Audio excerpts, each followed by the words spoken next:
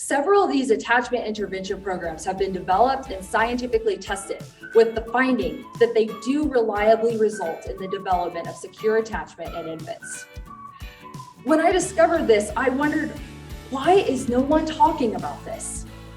Well, it turns out that no one's talking about it because these intervention programs are costly and difficult to scale.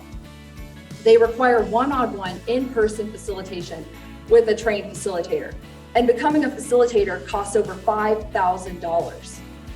For this reason, participation in these programs is usually limited to a pretty small number of only the most vulnerable American families. I believe that access to information should not be what stands between a baby and feeling loved. That's why I created Sensiboo, designed it based on successful interventions, but made it scalable and affordable.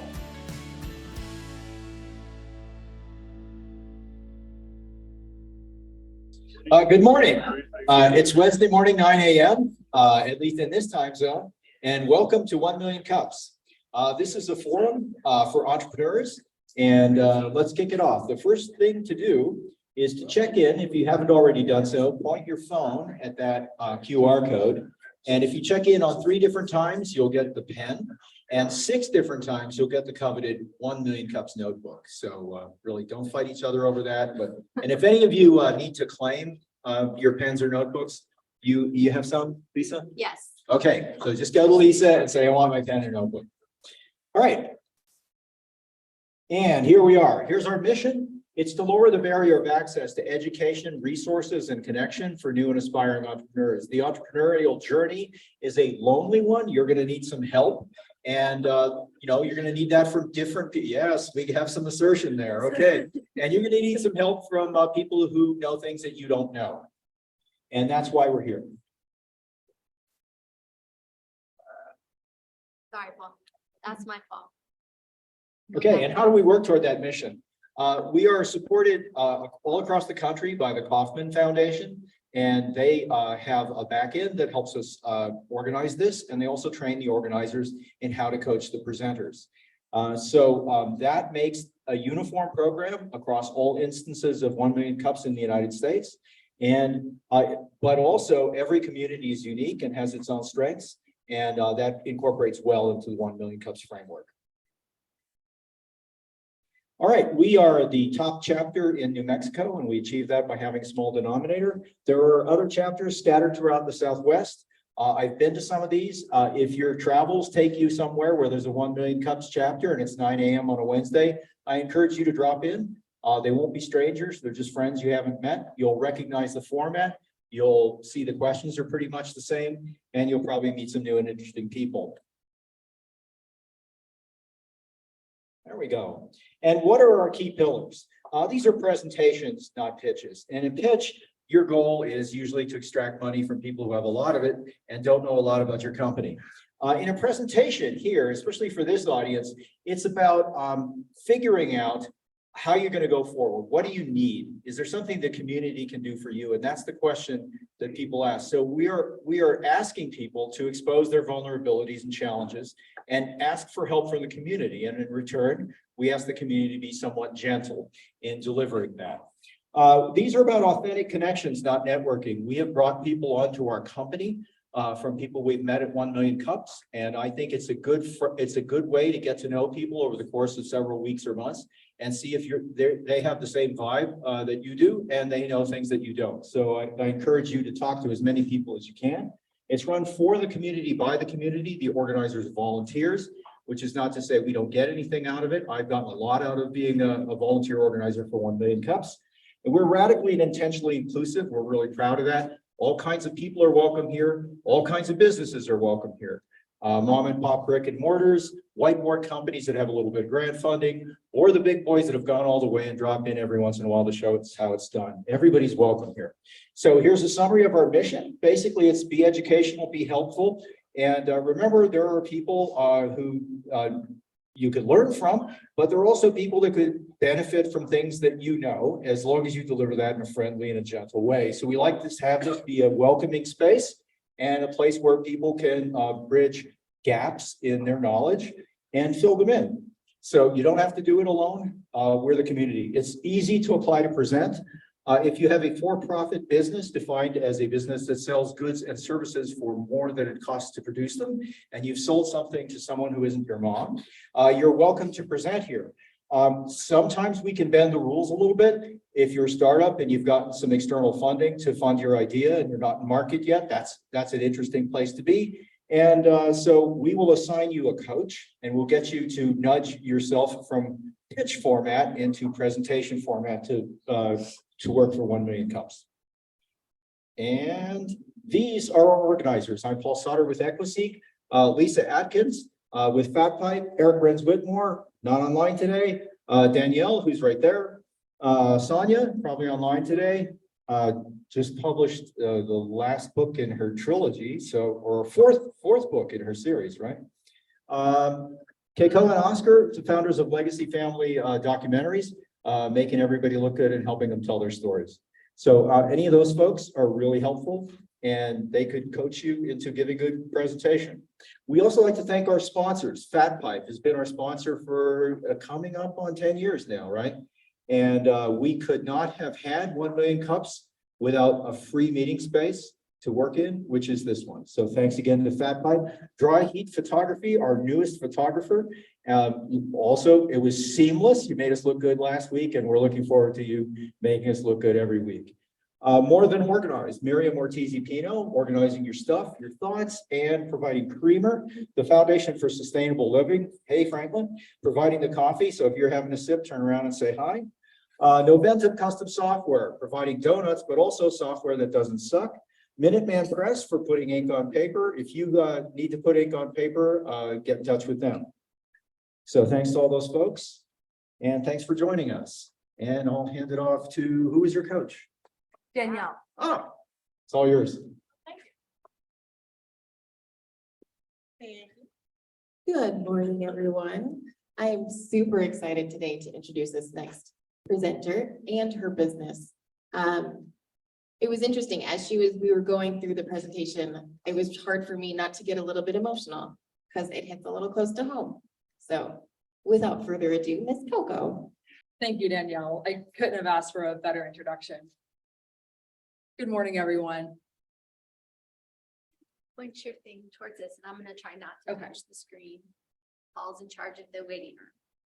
Thanks, Paul. So I'd like to start off with asking all of you to close your eyes for a moment. So I'd like you to imagine an ideal world. Maybe you're picturing a world where everyone is happy and healthy. Maybe you're imagining world peace.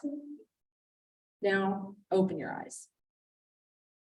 This is not the world or even the country that we live in. Over half of Americans feel lonely. Over half of Americans suffer from a preventable chronic health condition like heart disease or diabetes. And when it comes to world peace, with everything that's happening in Israel, I'm sure that's the furthest thing from our minds this week. When we think about the gap between the world that we live in and our ideal world, it might seem insurmountable. But I believe that the solution is quite simple. If we ensure that every baby feels loved, we will have a happier and healthier world. And yes, one day, maybe even world peace. Research shows that the relationship between you and the person who took care of you when you were a baby has impacted and will continue to impact your health and happiness across your lifetime. When a caregiver is sensitive and responsive to the baby they care for, it results in a strong bond between the baby and their caregiver that serves as a kind of psychological vaccine that protects the baby emotionally. The benefits of this strong bond are both immediate and long-lasting. Caregivers who have a strong bond with their baby are pleased to discover that the baby cries less at 1 year old and is more cooperative as a toddler. But the benefits to the baby themselves are lifelong. What's more, a baby who has a strong bond with their caregiver is likely to go on to have a strong bond with their own baby someday. You can think of it like if one person gets vaccinated, their descendants are likely to inherit the immunity. In this way, the quality of the bond between a caregiver and the baby they care for is not random, nor is it based on an instinct that some people happen to be born with and some aren't. The ability to form a strong bond with a baby is a learned behavior that is typically passed from caregiver to baby. But what if someone didn't learn this behavior from their caregiver? At least 40% of people in the US fall into this category. Luckily, these people are still able to grow the skills that they need to have a strong bond with their baby. I'm Coco, and I'm the founder of Sensiboo. Sensiboo is a system that's designed to teach the 4 skills that caregivers need to create a strong bond with the baby, including sensitivity, trustworthiness, autonomy, and responsiveness, or STAR for short, in 3 simple steps that results in a STAR certified caregiver.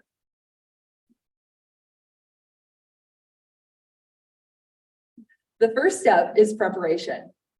The baby bonding workbook prepares future parents and other infant caregivers to create a strong bond with the baby through education and self-work. The second step is practice. A deck of 40 activity cards will provide caregivers with a set of actions that they can take to create a strong bond with their baby. And the last step will involve coaching, where caregivers receive feedback and assessment that helps them to solidify that strong bond.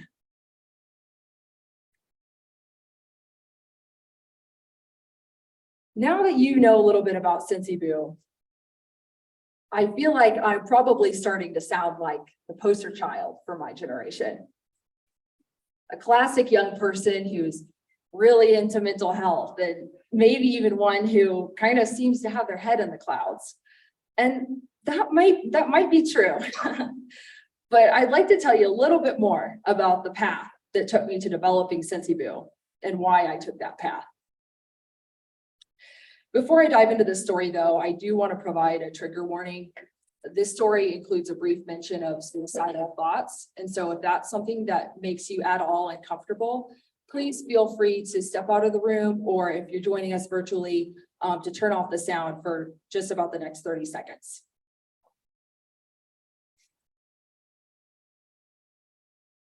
So despite a challenging home life, growing up, people would have described me as positive, hardworking, and resilient. At 23, I had just finished putting myself through college, where I studied marketing management, and I was about to start a great job as a business strategist.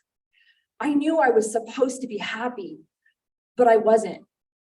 Instead, I felt lonely and hopeless.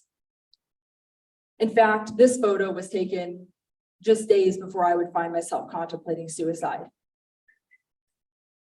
At this point, I was desperate for an answer to why I felt this way. So I went where I've always gone with my biggest questions, to the public library. At the library, I discovered this book called Strange Situation by Bethany Saltman. This book introduced me to something called attachment, which is the science of bonding. And specifically, I learned about how important that bond is between a baby and their caregiver in their first year of life. And that when that bond is strong and high quality, that it results in something called secure attachment in a baby that is a lifelong inner state. I also realized that I did not have this so-called secure attachment, and that this was in a large way contributing to my poor mental health. I wondered, what can I do about this? I went on to discover that there is a process by which someone who did not have a strong bond with their caregiver as a baby can, as an adult, come to feel as though they did. This process is difficult. For me, it involves 2 years of intense psychotherapy that was based on attachment. At the end of that experience, though, I had developed that internal state that I could have had from infancy had I had a strong bond, one where I feel confident and safe, or in a word, secure. But at the end of this experience, I fully understood why researchers say that it's very unlikely that if someone does not develop secure attachment as an infant, that they'll develop it as an adult, because it's an extremely difficult process. So after I went through this experience, I felt like someone who could have gotten a vaccine for a common childhood infectious disease like chickenpox, but instead had to go through having the disease in order to gain the immunity. It was a lot more painful and difficult, and I felt like I, like many people, would have preferred to have just gotten the vaccine as a child. So while I was going through this experience of therapy and learning about attachment, I started to read a lot of academic papers about attachment. And I knew that while I felt better after going through therapy, there was something that was still bothering me. And that was that I had read that even though I felt better, I still have a propensity to not give my future baby secure attachment, to not create a strong bond with them, because my caregiver didn't create one with me. Think about it like learning to read.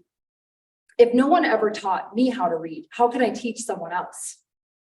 But one day I discovered that I can actually learn how to give my baby secure attachment someday. I learned that this is done through something that's called an attachment intervention program.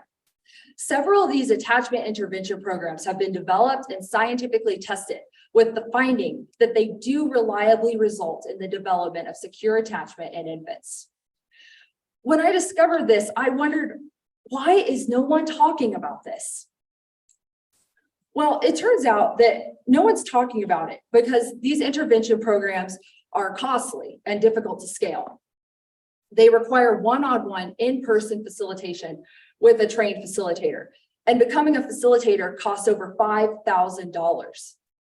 For this reason, participation in these programs is usually limited to a pretty small number of only the most vulnerable American families. I believe that access to information should not be what stands between a baby and feeling loved. That's why I created Sensiboo, designed it based on successful interventions, but made it scalable and affordable. If you want to create a better future for the world, support an infant caregiver. While just 2% of the US population, child caregivers hold the future of the world in their hands, literally. I designed Sensiboo to support caregivers at scale, but I know that we all know someone with a baby who could use a little extra help. So I hope you'll join me in hugging the whole world, one baby at a time. Thank you. That was fantastic. So we have a couple really big questions. So New Mexico's biggest question of all. Not green or yet, we're red? gonna have question and answer.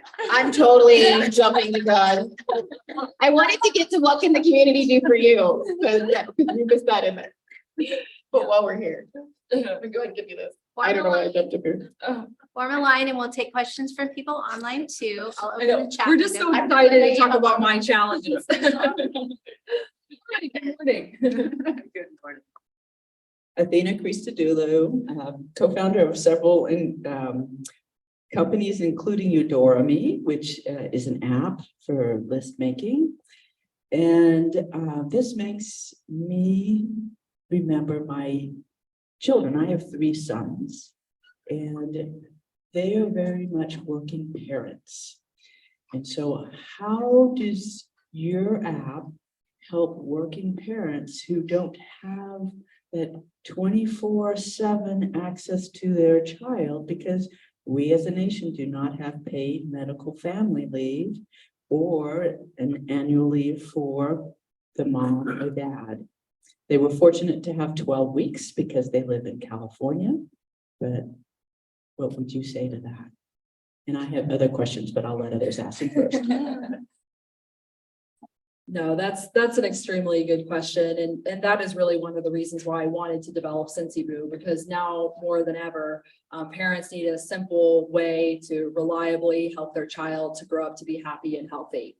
I would say that the number one thing that I always talk about is the fact that it's most important that whoever is caring for the baby most of the time is sensitive, responsive, trustworthy, and supports the baby's autonomy. So that could be the parent, it could be another caregiver as well. In the future, I'm hoping to develop additional products that will support paid caregivers, because I know that a lot of families are in this very situation where it's not the parents that are spending time with the most time with the baby, perhaps. I would say specifically my resources are designed to be very simple to use, very quick and easy to absorb, so that the principles can be learned and applied easily. But I completely understand and where you're coming from. And I think that it's just most important that we equip any person who's caring for a baby with these skills. Sue Prolosny, you have a question. You can go next. Thanks. It may have just been partially answered, but I was wondering, how does someone access your services? Are you only virtual? Are you doing interaction one-on-one? And how are you funded? Are you funded as a nonprofit? Do they pay for your services? Yeah, those are all really good questions. So first of all, I'll start from the last one and work backwards, I think. So I'm a for-profit company. I am a social enterprise, and my customers purchase my products. So as I mentioned, there's ultimately going to be 3 steps in the Sensiboo system. The first one has been developed and launched. It's available on Amazon. Right now it's a digital workbook, but eventually I would like to also make it a physical workbook that people can order. The second step is practice, which I mentioned is through a set of activity cards, which actually I'll talk more about that when we talk about my biggest challenge at the moment, but that's also a product that will be available for sale for caregivers. And then the last step, which is the coaching part, that part's still in the ideation stage. And that's something that would be more, to your point, more of that coaching, but that's definitely something that I feel like I'm going to need a little bit of a bigger team and more support to execute on successfully. Thank you. Thank you. Good morning, I'm JP. I'm with Amazing Life and Enchanted Lands Music. And it was an amazing presentation and it brought a lot of questions. A couple of them were already addressed. So one of them, how do you help to implement this type of system in like the foster care situation? That's a great question. I think that an emerging area of opportunity for me is to have partnerships with the government, possibly to get more grants to be able to execute partnerships like that. Today, I don't have partnerships with the foster system, but definitely see that as a huge opportunity. And also, do you have an education program for, and this is kind of like, sharing a little bit about my story. I'm from a family with, alcoholism. And so no matter how much a mother loves her baby, the other situation in the family kind of offsets the bonding through the strain and the situation. So how can you help, I guess, educate and encourage that type, like a healthier kind of functional family unit? Because it's not just the mother taking care of the child.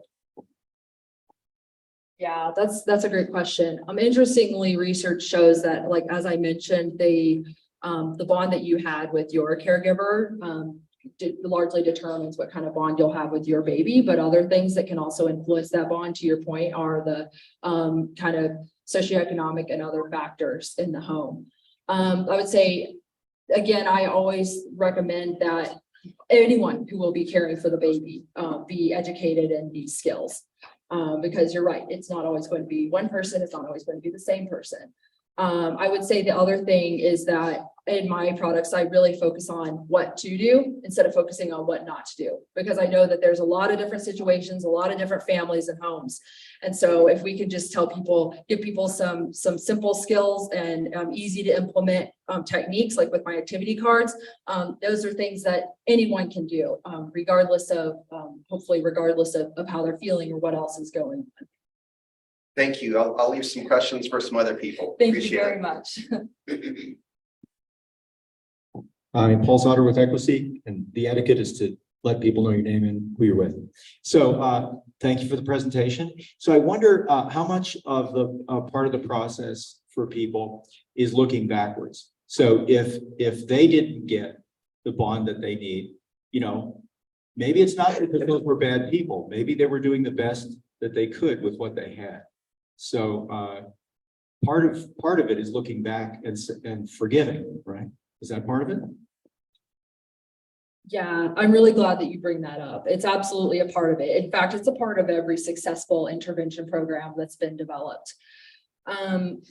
You know, I think you bring up a good point that I believe that everyone does their best as a parent. Everyone wants to be a good parent. I don't ever look at any parent who's raised children, anything and say, and be judgmental, because everyone's doing the best that they can. And I think that's important to remember.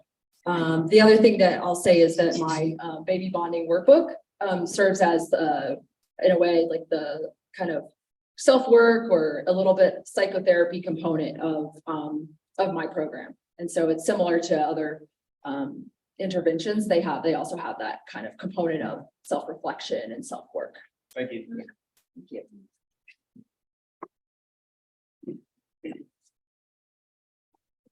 Excuse me, my name is Jay Bullen. I'm with New Path Wellness, a name that I haven't actually introduced to this group, but it's just a new name. But also I'm associated with an organization called the Attachment Healing Center. My activity is all volunteer. We work with the kids that did not have the benefit of the parents that you're trying to train. We get the worst end of it. And so number one, I have an immense appreciation for what you're doing. Thank you, thank you, thank you. Secondly, I'd be interested in knowing what your messaging is to reach out to the public, because the tendency is for people in general to think about, you know, it's those people that have the problems, not me. The typical scenario with parents that have problematic kids, they want to drop them off at their therapist and say, fix my kid. And the problem is really not the kid, the problem is the parent. So the messaging that I think you need to be getting out is going to be really, really tricky. So I'd be interested in knowing what kind of messaging you're using. Maybe we could use, maybe we can exchange ideas. I don't know,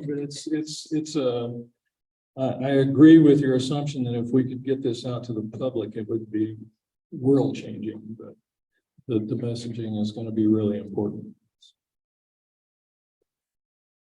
Yeah, absolutely. So your question is, how do I message this to customers?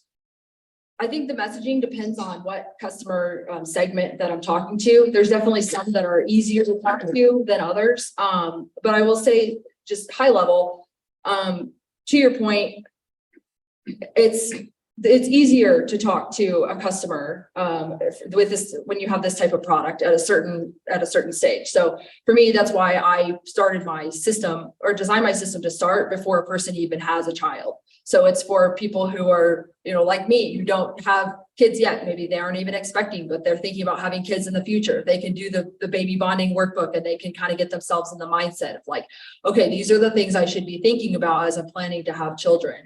And then it goes with them throughout that baby's first year of life. The new mom industry is a multi-billion-dollar industry. So we know that like new parents really want to prepare themselves. And so for me, it's like, you know, new parents are throwing so much advice and opinions, and it's like, can we just give them one resource that we're saying, this is scientifically tested. If you do this, it will support the development of secure attachment in your child, and it has lifelong impact. And so I think that that's kind of how I try to message it in general, but specifically it does depend on whether I'm talking to someone with background and attachment, parents who are aware of it or not. It just varies a little bit.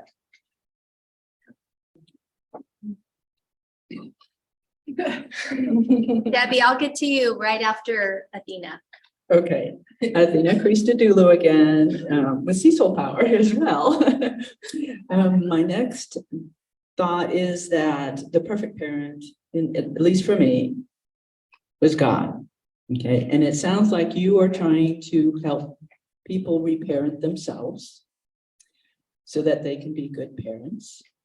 and maybe a good starting point or target market, because you always want to start with one niche and then move out, is possibly those who are affiliated with churches. The focus is on the family to begin with, and many come, it's not a place for Museum of Saints, it's a place for sick sinners, right? So that's that. The other thing is I want to see if you're aware that the state is starting to come into a lot of money for early childhood care and education that they're starting to launch.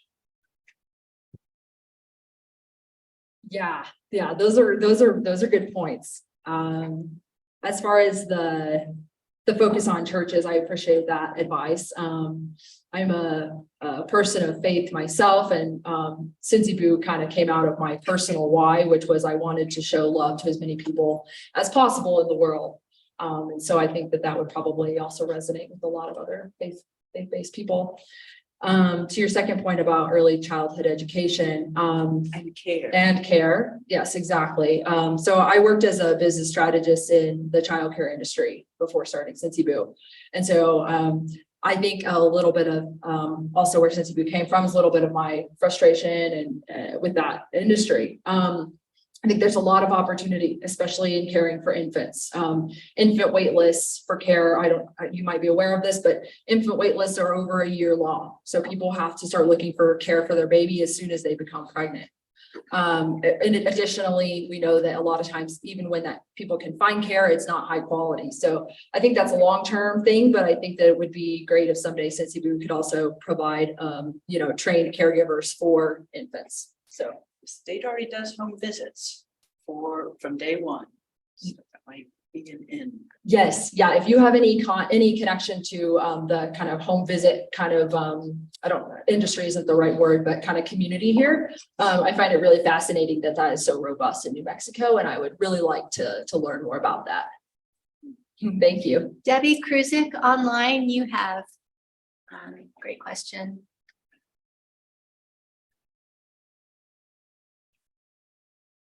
Debbie, can you hear us? Still Can you there. hear me okay now? Yeah, now we can. Sorry about that. It kind of falls along the same two questions that were just asked a little bit ago, but my sister has run a preschool for like 30 years, and they do all the training. They have to do the training. They're certified to the highest level and all, but the disconnect is when the kids go home and the parents don't do all those good things. It's almost feels like you're just, it's very disheartening. So that to me is the big thing I see. And maybe what you're trying to do and what's really going on in the world out there. Yeah, Debbie, that's a good point. As I mentioned earlier, my system involves 4 skills that anyone can learn. And the idea being that when you learn those skills, you become a STAR certified caregiver. What I love about my system is that anyone can become STAR certified caregiver. And I think everyone who's caring for an infant, so that, like to your point, infants will get consistent quality care, whether it's at home or at a child care center, that they'll always be in the care of someone who's, sensitive, trustworthy, values their autonomy, and is responsive. Thank you.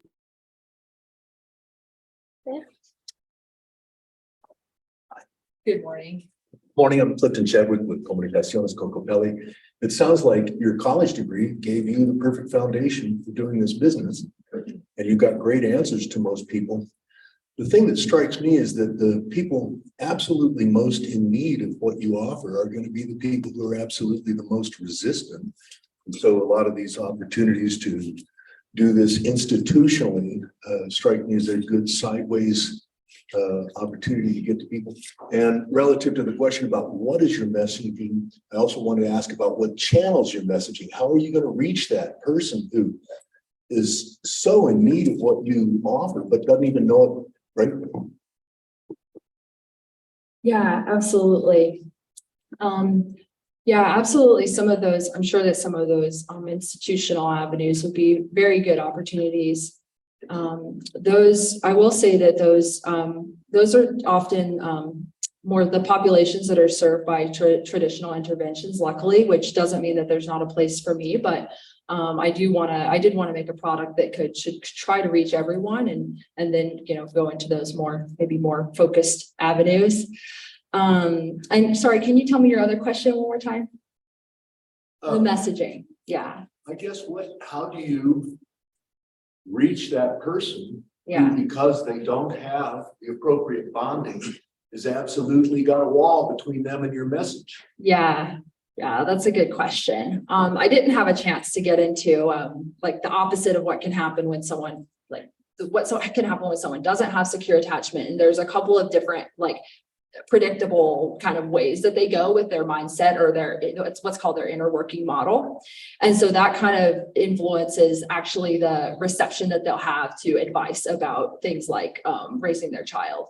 So interestingly, we think about like a helicopter parent or a parent who's like maybe a little too hands-off. Like those are two directions that you could go in.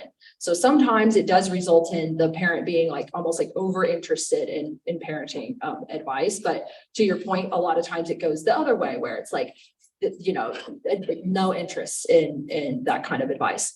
I will say, as far as my messaging, I try to use a couple of different avenues. The first one that I use is TikTok, because a lot of people my age are using that and it can help me reach a really broad audience.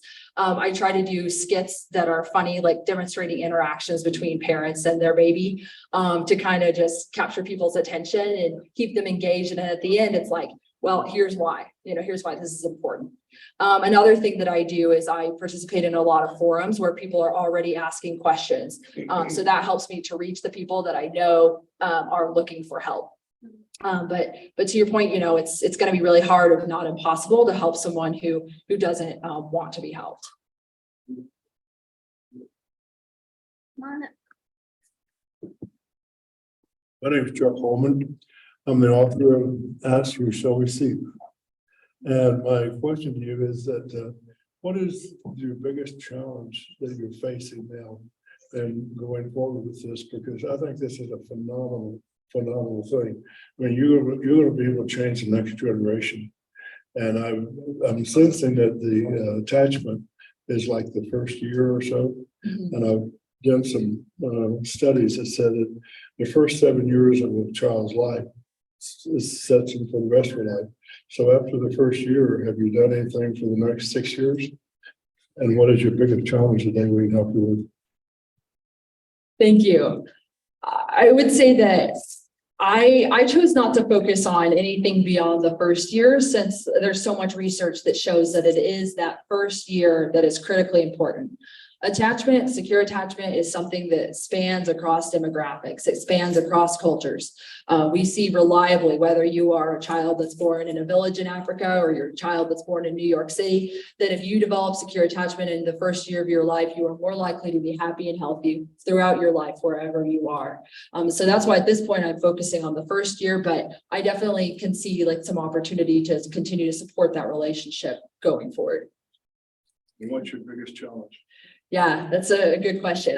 You want to get into it? Yeah. Okay. So I have a few challenges. You mind sharing my slides again? Sorry, Lisa. Thank you.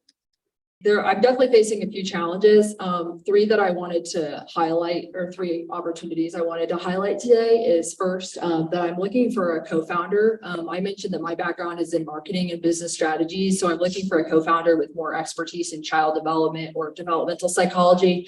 There's one person in particular that I have found on LinkedIn that is here in Albuquerque and would be a perfect fit. So I thought it can't hurt to mention them and see if anyone knows them. Secondly, I would really love your help in solving what I consider to be one of my most important, if not my most important, challenges right this second.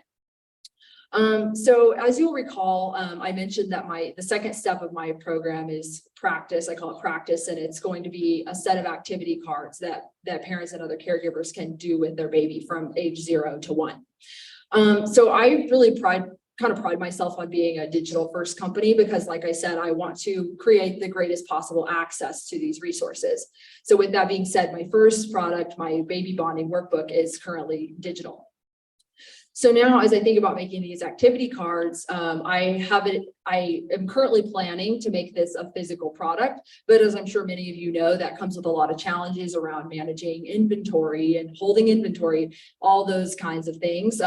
Luckily, I think it would be kind of a fulfilled by Amazon thing, so I wouldn't have to manage a lot of the shipments, but nevertheless, it does require an investment even to make the product, fairly significant investment for me since I'm self-funded. So with that being said, I would love your advice on if you think it's better to continue down the path of being a digital first company, providing these resources, including the activity cards digitally, or if you think it would be valuable to expand into having a physical product. I think having a physical product would be great because kids, we need interaction. We don't need screens when we're children. We need something to interact with and to actually engage us. Coco, repeat that for the online audience. And if you have a comment, please come up here and say it on the microphone for the online. Can you repeat what you said for them? Yeah. So he was just saying that he thinks it would be really valuable to have a physical product because we don't need to be spending any more time staring at screens. A great point. We need to be spending time, looking at other people, especially the baby we're caring for. And physical cards might create less of a barrier than like a cell phone or other digital device.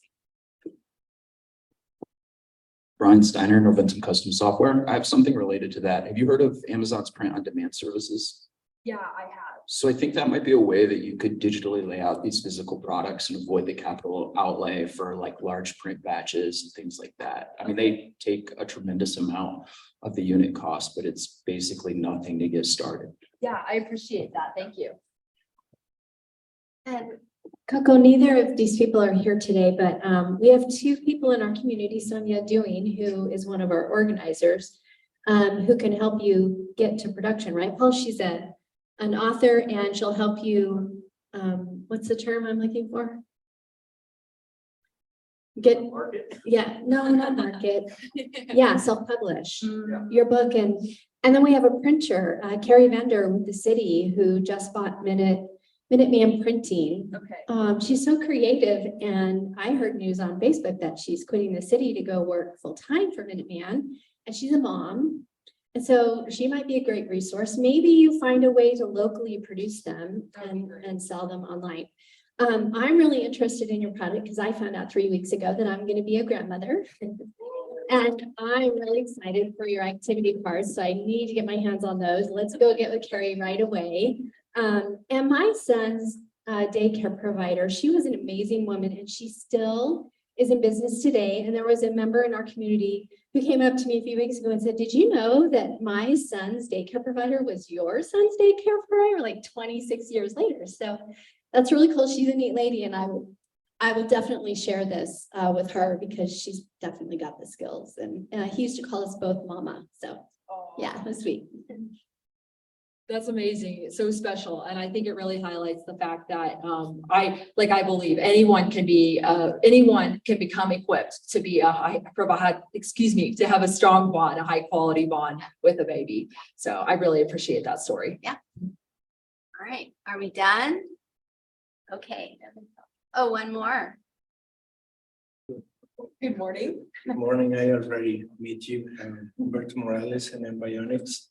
Oh, just some thoughts about it's amazing, great presentation. I think as other ones like have a big potential.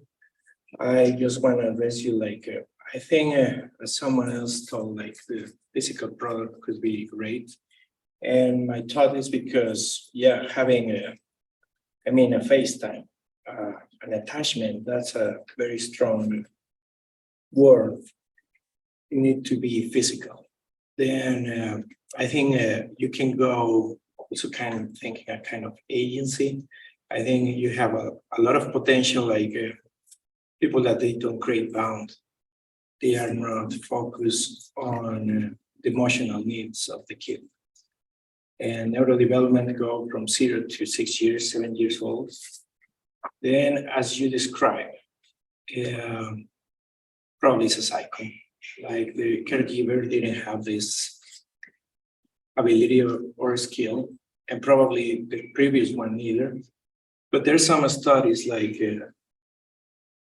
as you're getting older, I mean, there's some psychological background of this.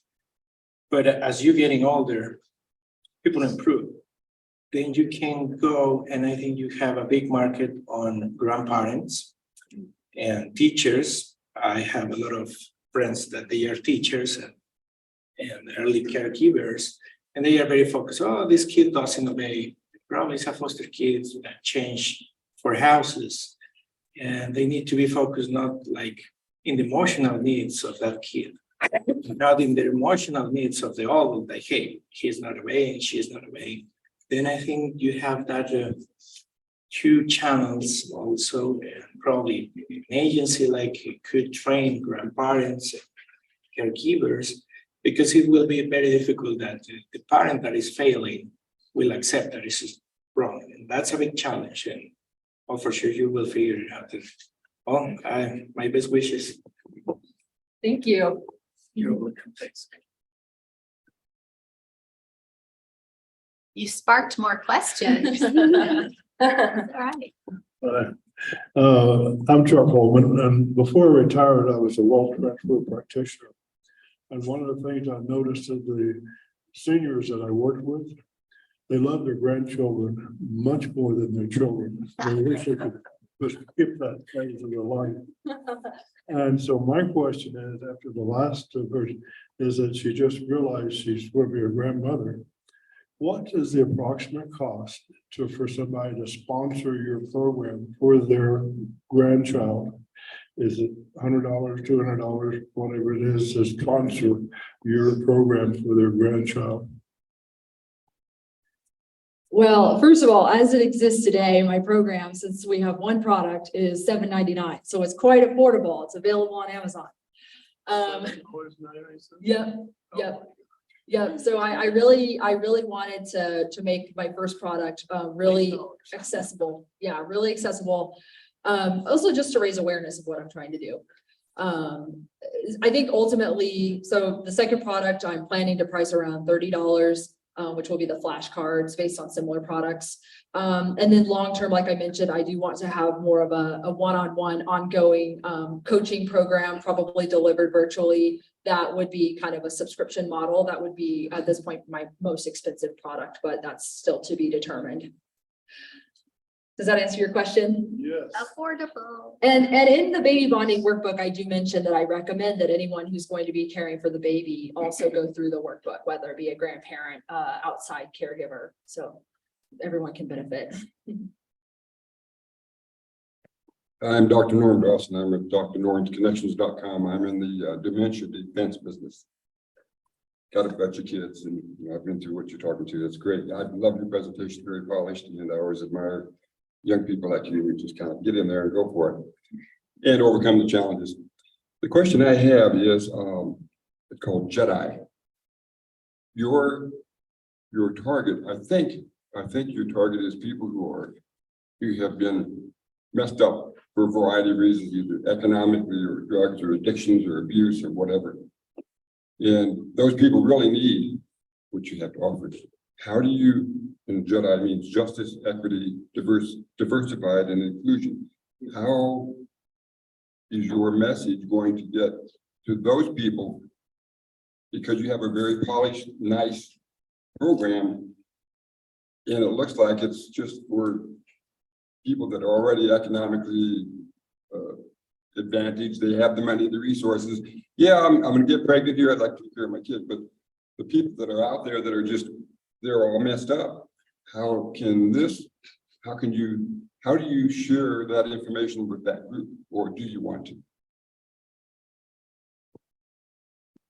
Yeah, so you're absolutely right that there are populations of people who could use my product or benefit from my product more than others. But as you'll recall, actually at least 40% of the US falls into this population. Now, not all of those people will have children, but we can all the same, it's a very large number, including but not limited to those populations of people. To answer your question about how do I reach the most vulnerable people? So first of all, like I said, I especially the first step in my program, which I think might be considered the most important step because it does involve a lot of the self-work and the education. I made that, I think, very affordable at, $8. And I often run promotions as well, so people can get it for even less expensive if needed. The other thing that I do is I have several free resources on my website. And so when I go into like forums and talk to people, sometimes people are saying, like, I can't afford a therapist. I can't afford to buy books and things to help me prepare to become a parent. I can't even afford to buy my future baby like some clothes. And so a lot of times that's really why I started creating those resources, so that even if you can't afford to buy my book, you can go and use my worksheets. And a lot of people have told me that they found those very helpful. And so that's one of the things I think I'm most proud of at this stage. Thank you. Right, Daniel, would I agree? I think so. Can you put up her contact? Sure. Okay, now that I've jumped the gun, now we're back to New Mexico's most famous question. Red or green? It's a really hard decision, but I guess I'll say green today. All right. Very good. And I think we've gone over your challenges, and if anybody knows this doctor that she's spoken of, and anybody wants to offer more thoughts about your cards versus digital, that would be great. But thank you so much. This is awesome. Thank you, Danielle. Thanks, everybody. Yeah, I have maybe a few events we can look at. Let's see. Coco, I'm so excited for your flashcards. I could see like Sunday night dinner, pulling out a card, playing with the baby. Sorry. A baby on my brain.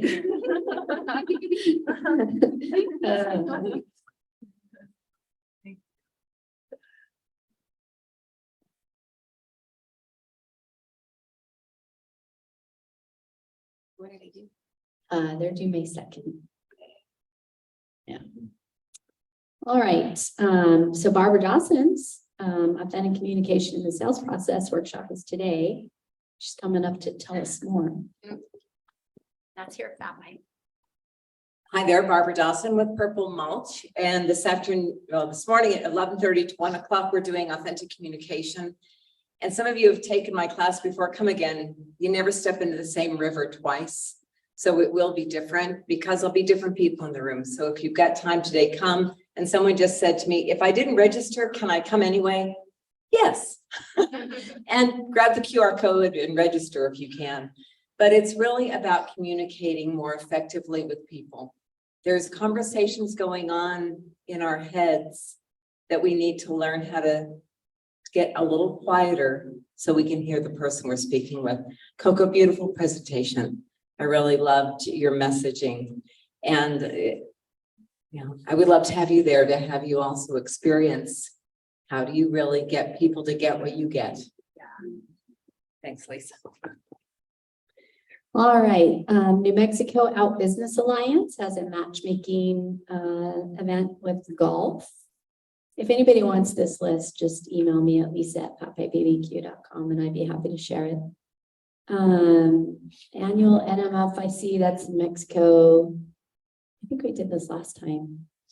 I couldn't remember what NMIFC stands for. Transforming Communities Through Innovative Financing, October 18th and 19th. Rainforest Student Pitch Competition on August 24th. I don't know if you have to be a student to apply to pitch there, but it's like a pretty good prize at 5K. Albuquerque Business First 2023 Fall Women's Summit at the Sandia Golf Club. NMSU has their Scale Up Pitch competition at the Electric Playhouse on October 26th.